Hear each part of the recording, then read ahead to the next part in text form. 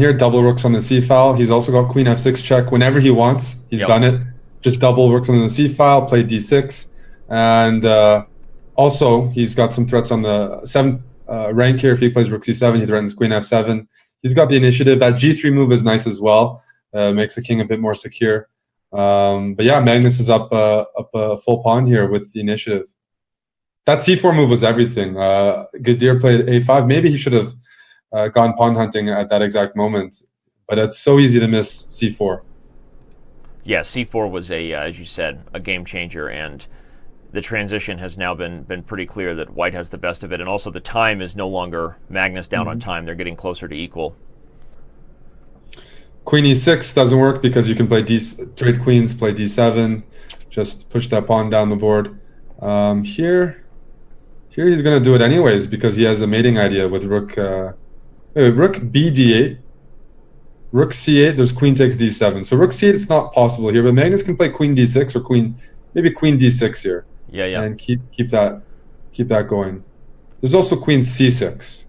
And you'd like to play rook c8, everybody, but as Eric pointed out, the reminder the queen is on this square, defending it on the diagonal. So, okay, queen e7 has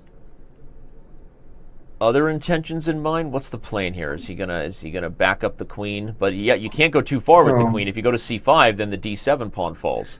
No, you have no squares here. This is why I might have been attracted to queen c7 because of this exact move order. Now black's ready to play king f7, king e7, and win that pawn. Right. So it's going to be hard to stop. Maybe rook a7 here, Danny, and then he's gone for this one. King f7. Yeah, we're going to see king f7, and then we do expect Magnus will probably lose the d7 pawn for the a5 pawn, and he'll still be up a pawn in this rook ending. The question is, will it be enough to win? He'll be up a pawn, and black structure isn't great. Right. And we're talking about Magnus here, so this is pretty tough for black. You might be able to play rook a7 and rook g7, and he's done that. I think he's going to go rook g7. That forces black to put his rook on f6, which is not ideal. A pretty passive defensive square. And we're probably going to see maybe f4 to follow, and the white king starts to get involved. f4 then e5 is going to be a bit concrete because then black is simplifying. So Magnus plays the slower king g2. Yeah, might be f3 and g4 here to make some weaknesses. Right. f3 and g4 and push that pawn up to g5 or take on h5 and gang up on that pawn. Also, you have the idea of f3, king f2, king e3, and just protecting all your pawns and keeping black passive and waiting for mistakes, slowly moving the position. Yeah, no, and it looks like Gadir has gone into the think tank here, probably trying to think about how to stop that plan. He'd like to maybe run his king up to d4. That might prevent king f2, king e3. So how does Magnus deal with a move like king d5 and king d4 coming? Well, I can put my king to e2, and I can always check you. I can always get you from behind. Right, and on d7. So there's no long-term way of doing so. I'm going to say that this endgame, if not lost, is very, very close to lost. Right. Because of the bad positioning of black's pawns and pieces here. King e3, that rook is passive. I think he can now play g4 effortlessly, no risk at all. And we're going to see a couple moves. Maybe g5, put the rook on f6, or is g5 and bringing the rook to h6 an idea to maybe get h5? I guess. That also might. Yeah.